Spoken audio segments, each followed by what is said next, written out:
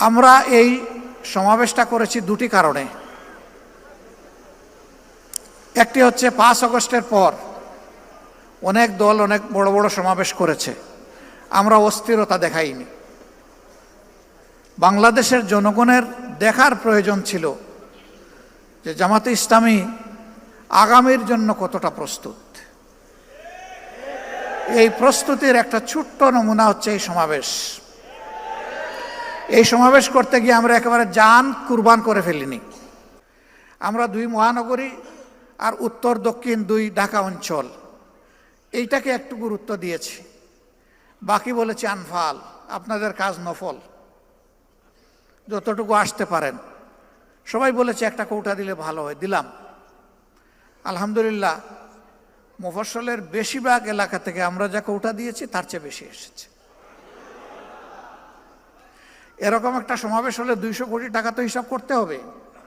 তার কারণ হলো খাওয়া দাওয়ার ব্যবস্থা করা, তার কারণ হলো আবার হাতে কিছু তুলে দেওয়া। কিন্তু না, এখানে যদি আমরা ওই সমাবেশে বলতাম যে বিভিন্ন জায়গায় বাক্স রাখা আছে, যে যা পারেন দিয়ে যান, আমার ধারণা বাক্সগুলা সংকুলান হতো না। কেন? প্রত্যেকটা মানুষ বিশ্বাস করে আমার হালাল রুজি থেকে যা দিব আল্লাহর দরবারে তা হবে আমার পক্ষ থেকে বিনিয়োগ। বিনিয়োগ করলেই তো আপনি লাভের আশা করবেন, মূলধনও টিকে থাকবে। এই জন্য তো আল্লাহ তাআলা বলেছেন উদাহরণ দিয়ে, যেন একটা শস্য বীজ তুমি রোপণ করলে, এটা থেকে একটা গাছ জন্ম নিল, তার থেকে 60টা ছড়া বের হলো, প্রত্যেকটা ছড়ায় 100টা করে দানা যুক্ত হলো। এরপরে এটা হলো কোরআনের ভাষা। হাদিসের ভাষা হলো আল্লাহ যার পর বেহিসাব খুশি হবেন তারে বেহিসাব দিবেন, কোনো হিসাব নাই। পড়ে গেলাম, উঠার চেষ্টা করলাম, আবার পড়ে গেলাম, আবার উঠার চেষ্টা করলাম, কিন্তু এই লোকেরা আমাকে জুড়ে ধরে ছাপাইয়ে বসাইয়ে দিল। সবাই বলতেছেন আপনি আর কথা বলতে পারবেন না। আমি বলতেছি যে কথা কিছু তো বলতে হবে, যেহেতু এখনো দম আসা যাওয়া করতেছে। যত সময় দম থাকবে কথা বন্ধ হবে কেন? সম্মানিত ভাইয়েরা এবং আমার বোনেরা, আমি শুনেছি অনেকে কান্নাকাটি করেছে। কেন কানলেন? যদি জান চলেই যায় বলবেন আলহামদুলিল্লাহ, এটাই মুমিনের দায়িত্ব। এখন গেলাম হসপিটালে, এমন ভাব দেখায় সহকর্মী ডাক্তাররা, এখানেও কেউ কেউ আছে, যে আমার মরতেই দিবে না। আরে ভাই, আমি কি এখানে থাকতে আসছি না? আমি যাবো আবার আসল ঠিকানা জান্নাতের বাড়িতে, এই পোষা জায়গায় আমার রাখবেন কেন বেঁধে আপনারা? এই মলিনতা পরিষ্কার করতে একজন ঝাড়ুদার হিসাবে আল্লাহর যতদিন প্রয়োজন, আল্লাহ তার বান্দিদেরকে যেন ততদিনই হায়াত দেন, এর বেশি দরকার নাই। সমাজের আবর্জনা পরিষ্কার করার জন্য, আল্লাহর দ্বীনকে কায়েম করার জন্য। এরপরের কথা হলো, দুনিয়া কোনো মানুষ কি প্রিয় সংগঠন বা দ্বীনের জন্য বাধ্যতামূলক? অবশ্যই না, কিন্তু আমাদের জন্য বাধ্যতামূলক আল্লাহর দ্বীন এবং সংগঠন।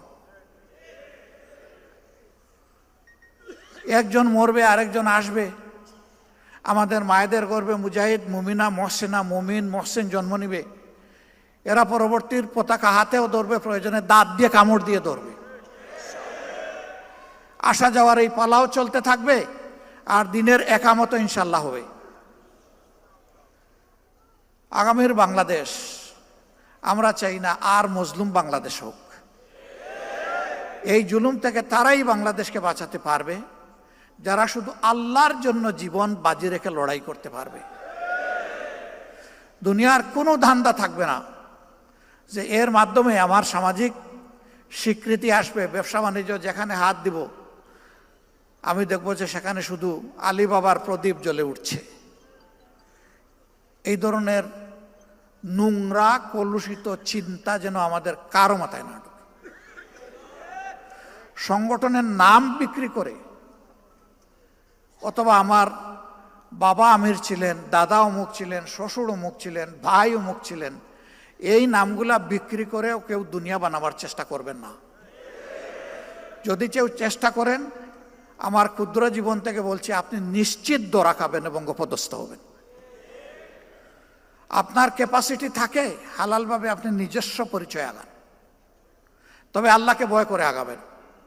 বেপরোয়া হবেন না, স্পিড লিমিটের ভিতরে থাকবেন, স্পিড কন্ট্রোল মানবেন, স্পিড ব্রেকার দেখে চলবেন, না হলে নিজেও মরবেন, সংগঠনকে আপনি মারবেন।